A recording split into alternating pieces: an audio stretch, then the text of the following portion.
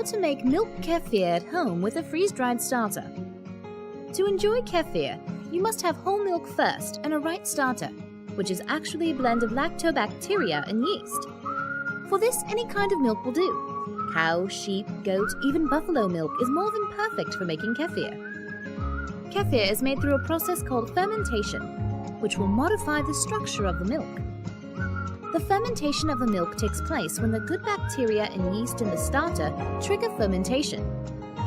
Please be careful, as not every brand of milk can supply the right set of nutrients for bacteria, but any bacteria and yeast can thrive in the perfect environment, which you'll need to create. If you want to enjoy milk kefir at home, here are a few easy steps to follow. 1. Pick up carefully your base products. Whole dairy or soy milk with no additives and preservatives. 2. Boil the whole milk first. This will kill all kinds of non-lactobacteria in it and evaporate the water in the milk. 3.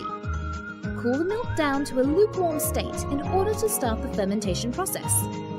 Somewhere between 22 and 30 degrees Celsius is the ideal temperature, which will make the bacteria and yeast thrive and start producing your kefir. Just touch the container with the milk, and if you feel it warm, this means that the temperature is ideal. 4. Introduce the blend of bacteria and yeast with the help of the starter into the milk and stir gently. 5. Next, allow the milk to sit in a warm and protected place without bothering it for a while. During this time, the blend of bacteria and yeast in your kefir starter will work and will process nutrients, and will separate the milk sugar, called lactose, into simpler components for easy absorption by your body.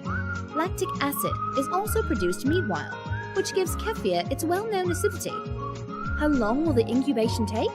The term depends very much on the met conditions, so it can be finished overnight, or it may take another 1 to 2 days at room temperature, 22 to 30 degrees Celsius.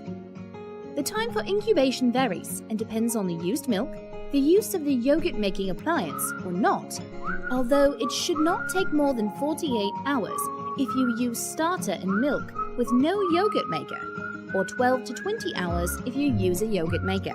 Make sure to check on the kefir and see when it has the taste you desire.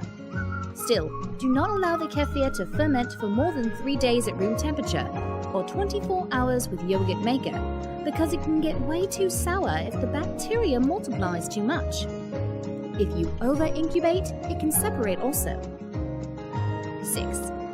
Once the fermentation process is complete, make sure to store it in the fridge, so you will stop the bacteria from multiplying and ruining the taste of your yogurt. If not stopped by a cooler temperature, the bacteria will continue consuming the milk until its food source is depleted, which explains the spoiled taste kefir can get, or the visible separation of the milk. Points to remember. The kefir set at room temperature of 22 to 30 degrees Celsius will be more liquid with specific slightly sour flavor and taste. The kefir set with yogurt maker or higher temperature of 40 to 45 degrees Celsius will have a yogurt-like thick texture with specific slightly sour flavor and taste. Also, don't forget to reculture the next batch of kefir with 2 or 3 spoons taken from the existing kefir for every liter of milk, so that you can enjoy kefir as much as you like. Do remember that recultivations made by using ready kefir and milk need 3 to 8 hours of fermentation only, as the quality will be even better. As you can see here, it is not rocket science to make kefir at home. There are just a few simple rules to follow in order to enjoy kefir as much and as often as you please. For more info, visit www.yogurtathome.com. If you need assistance, please contact info@yogurtathome.com. You also can use our yogurt app for iPhone and Android devices, or ask questions at forum.yogurtathome.com.